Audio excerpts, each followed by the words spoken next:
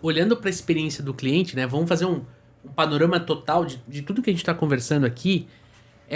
Como é que a gente pode falar de burocracia versus atendimento? Porque a gente está falando de um mundo perfeito onde a gente se relaciona com o cliente, onde se o cliente precisa de um boleto, ele sabe aonde ele tem que recorrer. A gente vai colocar toda a nossa energia numa relação pessoal, mas também comercial. Eu vou sentar para tomar um café com o Rica. A gente vai falar de várias coisas, mas vai falar de negócios, ao invés dele reclamar que a mercadoria não foi entregue, que o boleto não chegou e tudo mais. Mas até onde isso é burocrático e até onde isso atrapalha ou ajuda no atendimento? Né? Contextualizando toda a experiência do cliente, o nosso episódio hoje. Uhum. Acho que a gente falou muito sobre isso no decorrer dessa conversa, né? A gente vem passando por uma transformação muito grande, né? E uma evolução muito grande. E acontece que ainda algumas empresas têm aquela sensação de que tudo viveu tá dando certo, né? Então, em time que se tá ganhando não se mexe, né? Mas aí, na outra ponta, a gente tem a transformação das pessoas, o P2P, que nem o Rica falou, né? Então, tem burocracias que são necessárias serem resolvidas, né? Tá. Tem burocracias que sempre vai existir e precisa para que o processo operacional como um todo desenrole e tenha sucesso, né? Mas quando a gente olha para burocracias pequenas que não têm a necessidade, cara, é a experiência do cliente que está contando, né? Então, é esse ponto que a gente tem que resolver de burocracia. Ok, pode ser que a gente tenha 1000 outras que a gente não consiga dar uma solução.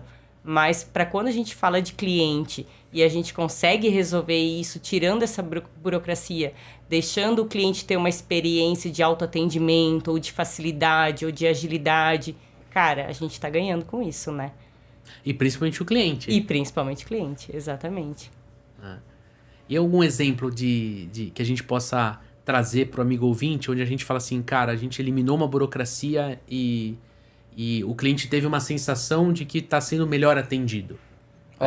Que rola com o cliente de vocês. Vou trazer um caso de um módulo que a gente tem dentro da plataforma Simplifica, que é o módulo de devolução. Devolução. Gente, quando fala em devolução, tá? Pelo menos dentro das indústrias que eu já tive a oportunidade de me relacionar, a gente estava falando de muita burocracia. A gente estava falando de cliente dizer que quer devolver, aí a empresa devolver a mensagem dizendo por quê, me manda foto do defeito, o cliente mandando a foto do defeito, depois a empresa pedindo de volta para mim qual que é a nota que você comprou. Né? Existia uma ineficiência muito grande.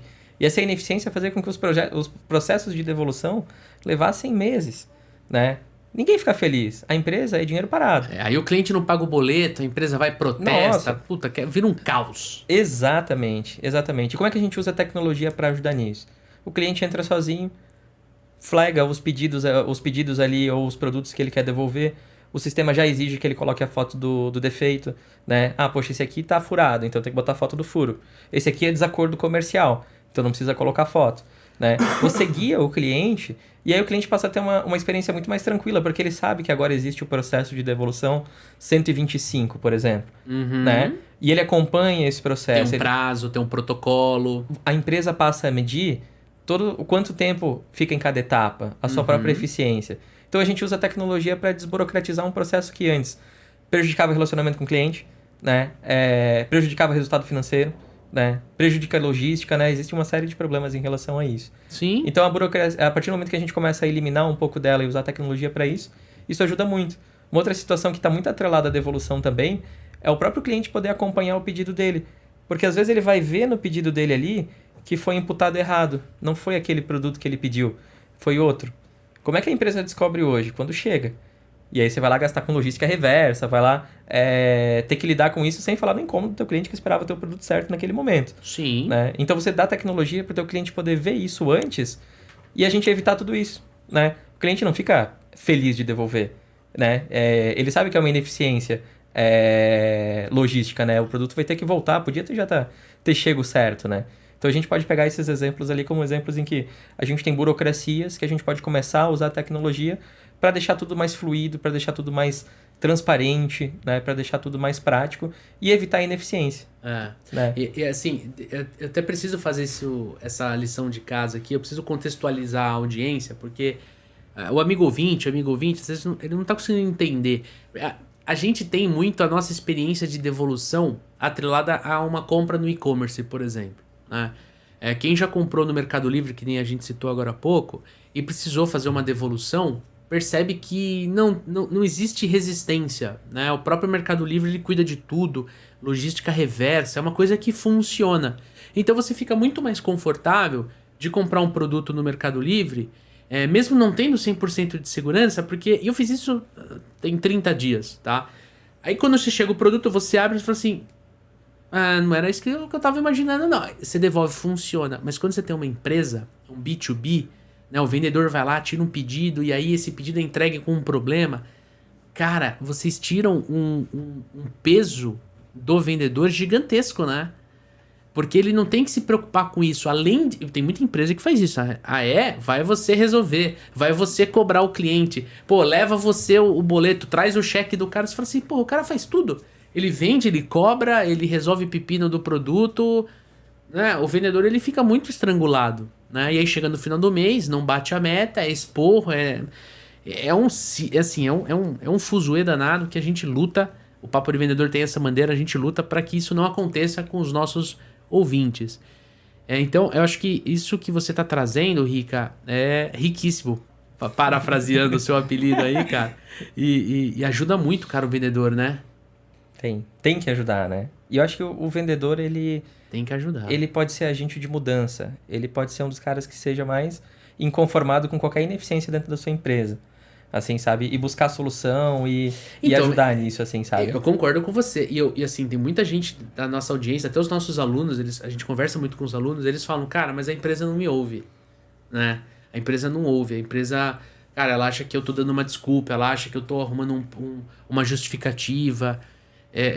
Agora, é diferente. Quando você tem um indicador dentro de uma ferramenta de tecnologia, porque tudo isso que você falou vira indicador. E vira indicador para as outras áreas. Porque quem furou a embalagem não foi o vendedor. Foi alguma coisa que aconteceu na logística, no transporte do produto, né? Então, quando você tem os indicadores criados e expostos, é muito mais difícil eu culpar o vendedor, não é? Com certeza. Exatamente. Quando a gente tem dado, né? O problema é que às vezes, quando a gente quer trazer uma solução, às vezes a gente não tem o dado mensurado, né? Sim. Mas eu diria que com certa frequência isso, exatamente, né?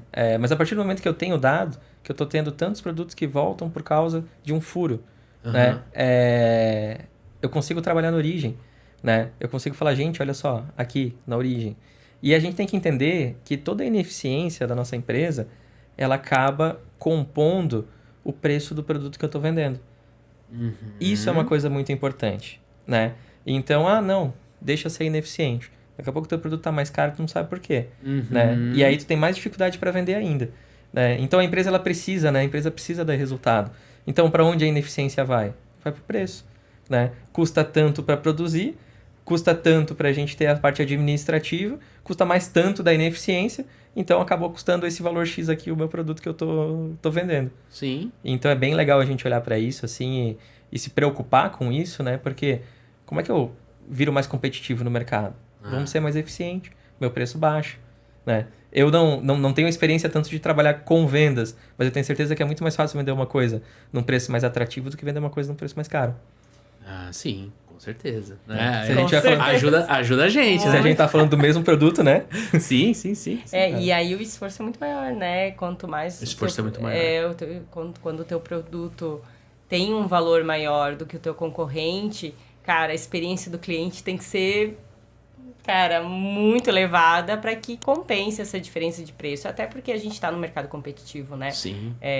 Cada vez mais, né?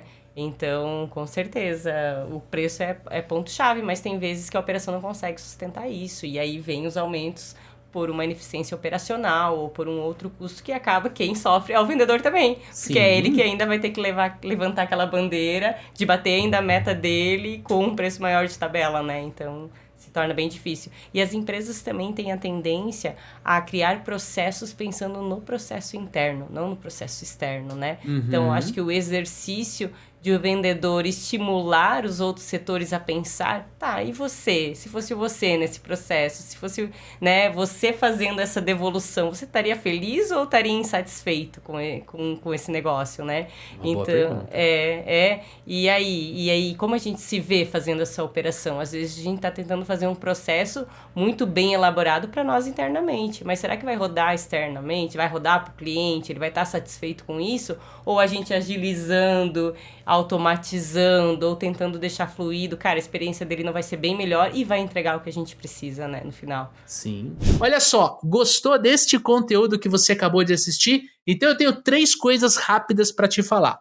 Primeira delas, esse conteúdo que você assistiu faz parte de um programa muito maior, sim, de um podcast. Um podcast chamado Papo de Vendedor. Você pode abrir o Spotify e procurar Papo de Vendedor, ou você pode clicar no link aqui embaixo para você conhecer o nosso podcast. Você vai ouvir dicas, técnicas, comportamentos. A gente fala sobre processo, a gente fala sobre uma série de coisas relacionadas ao seu dia a dia, o dia a dia do vendedor. Segundo, se você ainda não se inscreveu aqui no nosso canal do YouTube, dá um joinha nesse vídeo e se inscreva aqui no canal. E terceiro, temos um segundo link na descrição desse vídeo para você conhecer o Método Super Vendedores, o nosso treinamento de vendas que junta a tríade de vendas.